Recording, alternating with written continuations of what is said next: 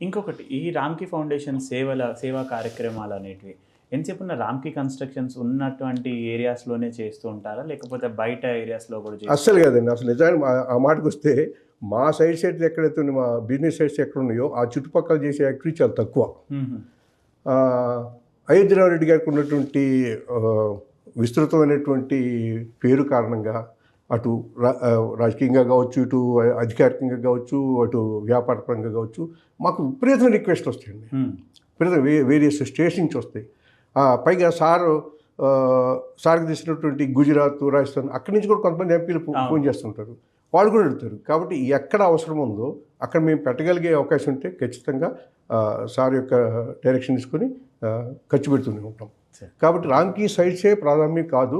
అలాగని రామ్‌కి సైట్స్ చుట్టుపక్కల విలేజ్ నుంచి మాకు రిక్వెస్ట్ వస్తే ఖచ్చితంగా దాన్ని అడ్రస్ చేసి తీరుతాం. సార్ ఇది కాకుండా ఇప్పుడు కొత్తగా ఏదైనా ఒక విలేజ్‌ని గానీ ఏదైనా అడాప్ట్ చేసుకోవాలనేసి రామ్‌కి ఫౌండేషన్ అప్రోచ్ కావాలంటే ఎట్లా అప్రోచ్ అవ్వచ్చు సార్?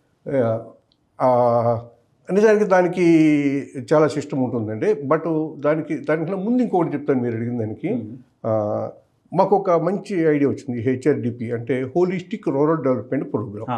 దీని కింద ఒక 10 లేదా 20 గ్రామాలు తీసుకొని ఆయా గ్రామాల్లో ఉన్నటువంటి మౌలిక వస్తువులు ఏమేమి లేవు అని గుర్తించి ముందు బేస్లైన్ సర్వే చేస్తాం, నీడ్ ఐడెంటిఫికేషన్ చేస్తాం. ఆ ప్రకారం వాటన్నింటినీ ప్రొవైడ్ చేయాలంటే అది ఖచ్చితంగా 1 ఇయర్లోనో 6 నెలలోనో అయ్యేది కాదు. ఒక 3 నుంచి 5 ఏళ్ల పాటు ఒక పీరియడ్ పెట్టుకొని ఈ 3 నుంచి 5 ఏళ్లలో కనీసం ఆ 20 గ్రామాల్లో మౌలిక వస్తువులు మనం డెవలప్ చేయడంతో పాటు నిరుద్యోగులకి కొంత ట్రైనింగ్స్ ఇవ్వడం ద్వారా ఉద్యోగాలు ఇప్పించడము, రూరల్ విమెన్కి ఎవరైతే ఉన్నారో వాళ్ళకి ఏదో ఒక ఉపాధి కల్పించడం కోసం అవసరమైన చేతి వృత్తులు డెవలప్ చేయడము, ఇవన్నీ కూడా సిస్టమేటిక్గా ఒక ప్రపోజల్ డెవలప్ చేసాం. అయితే ఎవరికైనా కూడా ఒక పరిమితులు ఉంటాయి. రామ్‌కి ఫౌండేషన్కి, రామ్‌కి గ్రూప్ నుంచి ఇచ్చేటువంటి నిధులకు కూడా ఒక పరిమితి ఉంటుంది. అవి మాకు కొంచెం ఫండ్స్ ప్రాబ్లం వచ్చినప్పుడు లక్కీగా ఈ హెచ్డిఎఫ్సి బ్యాంక్ వాళ్ళు కూడా ఈ హెచ్ఆర్డిపి ప్రోగ్రామ్ తోటి ముందుకు వచ్చారు.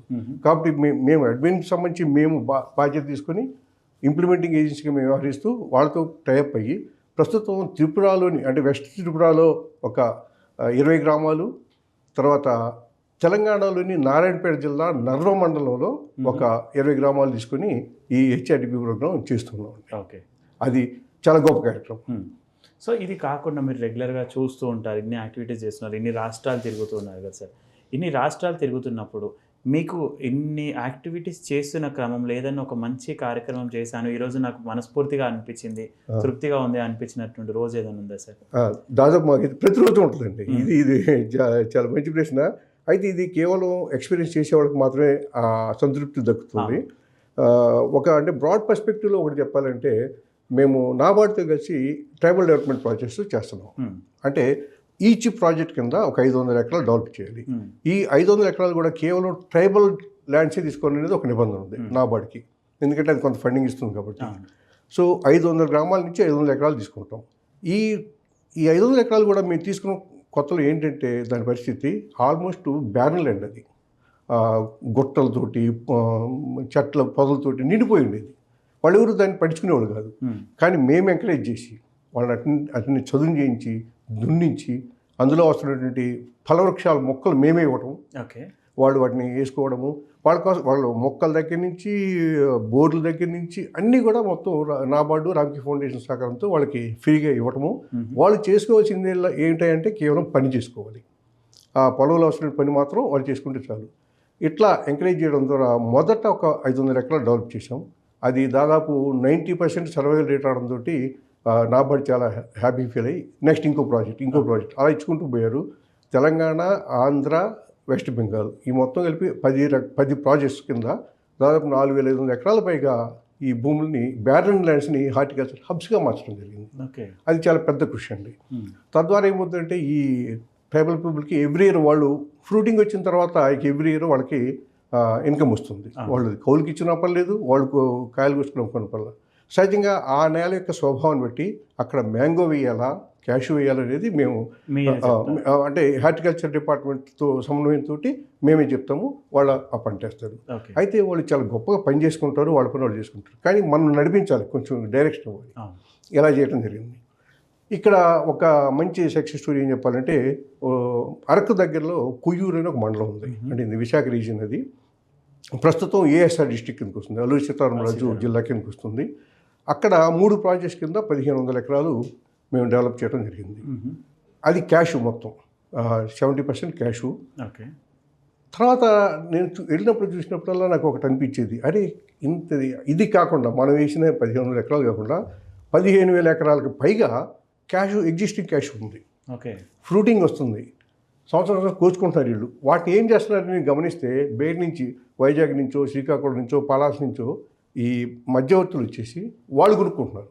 ఓకే. ఈ రా మెటీరియల్ కొనుక్కొని తక్కువ రేటు కొనుక్కు తీసుకెళ్ళిపోతున్నారు. అంటే అక్కడ ఒక్కటి కూడా క్యాష్ ప్రాసెసింగ్ యూనిట్ లేదు. Okay. So why can't we establish 1 unit అనేది ఒక ఆలోచన నాకు వచ్చింది. ఓకే. వచ్చిన తర్వాత రామ్కీ ఫౌండేషన్ ఆ పని చేయకూడదు, ఎందుకంటే అది బిజినెస్, ఫౌండేషన్ బిజినెస్ చేయకూడదు. అట్లా అని చెప్పేసి వాళ్ళు చేసుకోవడానికి వాళ్ళకి ఏమైనా అవగాహన లేదు.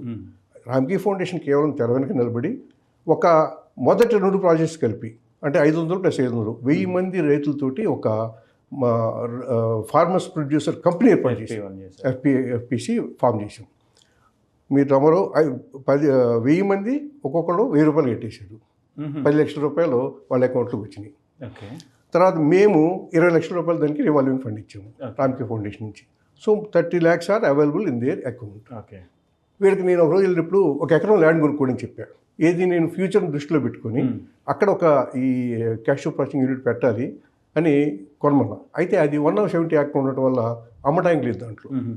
కానీ మన బెనిఫిషరీ ఒకతను ముందుకు వచ్చి నాది ఇస్తాను 1 ఎకరం అన్నాడు. కాబట్టి వాళ్ళందరూ కూడా సంతకాలు చేసుకొని కలెక్టర్ దగ్గరికి వెళ్ళి ఆ కలెక్టర్ ఆయన అనుమతి ఇవ్వడంతో 1 ఎకరం ఫార్మర్స్ ప్రొడ్యూసర్ కంపెనీ పేరు మీదే కొనిపించారు, రిజిస్టర్ అయింది. ఇది ఈ ఎకరం ఐడెంటిఫై చేసినప్పుడు నేను చూడటానికి వెళ్తే మా అక్కడ ఉన్న మా ప్రాజెక్ట్ మేనేజర్, సార్ అది అక్కడ తుప్పల్లో ఉంది సార్, వీళ్ళకి పని లేదు సార్, వాడిది అమ్ముతానంటున్నాడు, మీరు కొనమంటున్నారు అని ఇట్లా మాట్లాడాడు. సరే చూద్దాం పదండి అంటే ఒక మట్టి రోడ్లో కొంత దూరం వెళ్ళి అక్కడి నుంచి ఒక గట్టు మీద నడుచుకుంటూ ఒక 2 ఎకరాలు దాటిన తర్వాత ఇదిగో ఇది సార్ ఈ గుంట అన్నాడు. కొనేయండి అని చెప్పాను. అంటే ఆయన నాకు పిచ్చోడిని చూసాడు. అది 3.5 లక్షలే చెప్తున్నారు. ఏం పర్లేదు కొనేయండి అని చెప్పారు. కొనేశారు. ఈ కలెక్టర్ నేను చెప్పినట్టు ఆ కలెక్టర్ అనుమతితో కొనేశారు. కట్ చేస్తే ఒక 8 నెలల తర్వాత దాని పక్క నుంచి భువనేశ్వర్ నుంచి రాజమండ్రి హైవే పోయింది. దాని పక్కన సరిగ్గా దాని పక్క నుంచే, దాని పక్కన ఈ ల్యాండ్ ఉంది. ఓకే. ఇప్పుడు దాని వాల్యూ మనం మాట్లాడుకోవడానికి లేదు, అంత వాల్యూ వచ్చింది ఆ ల్యాండ్కి. సో ఆ ఎసెట్ కూడా ఇప్పుడు ఎవరు చెందుతుంది? ఎఫ్పిసికి చెందుతుంది. ఓకే. సో అక్కడ ఇప్పుడు ఏం చేసినట్టు ఇమీడియట్గా ఒక గోడౌన్ కట్టించాం, ఒక పెద్ద షెడ్ వేయించాం. ఫస్ట్ మీ రా మెటీరియల్ మీరు కొనుక్కోండి. ఎఫ్పిసిలో బిజినెస్ మీరు ఎవరు వేరే వాళ్ళకి అమ్మకండి, మీరే ప్రొక్యూర్ చేసుకోండి. రా మెటీరియల్ ప్రొక్యూర్ చేసుకొని కొంత క్యాష్ పెట్టుకోండి, కొనండి, కొని ఇక్కడ స్టోర్ చేసుకోండి, మంచి రేట్ వచ్చేప్పుడు అమ్ముకోండి. ఇట్లా వాళ్ళని బిజినెస్ చేసుకోవడానికి ఎంకరేజ్ చేసాం. ఇది తొలి దశ. రెండో దశలో ఏంటి, అక్కడ ఇప్పుడు క్యాష్ ప్రాసెసింగ్ యూనిట్ పెట్టాలి. అది కొంచెం కోట్ల రూపాయలతో పని. ఎలాగా దానికి ఒక స్కీమ్ ఐడెంటిఫై చేసాం. ఎంఎస్ఎంఈ కింద సిడిపి అని, అంటే క్లస్టర్ డెవలప్మెంట్ ప్రోగ్రామ్ని ఒక ప్రోగ్రామ్, అది ప్రస్తుతం ఒక్కటి చేస్తాం. ఆల్రెడీ చాలా దూరం ప్రయాణించిన దాంట్లో కూడా ఇంకా 2-3 నెలల్లో మాకు ఒక పాజిటివ్ రిజల్ట్ వస్తుంది అనుకుంటున్నాం. అది కనుక అప్రూవల్ వస్తే ఒక ఎంఎస్ఎంఈ నుంచి దాదాపు అక్కడ కొన్ని 100 మంది కాదు 1000 మంది రైతులకి చాలా మేలు జరుగుతుందండి. అది ఖచ్చితంగా ఆ క్యాష్ ప్రాసెసింగ్ యూనిట్ అక్కడ ఇనాగ్రేషన్ జరగాలి. మీ టీం కూడా రావాలి, ఇది నా కోరిక. తప్పకుండా సార్. సో ఇప్పుడు అంతమంది రైతులకి మీరు చేదోడు వాదోడు ఉండి వాళ్ళు నడిపించబోతున్నారు. అవును.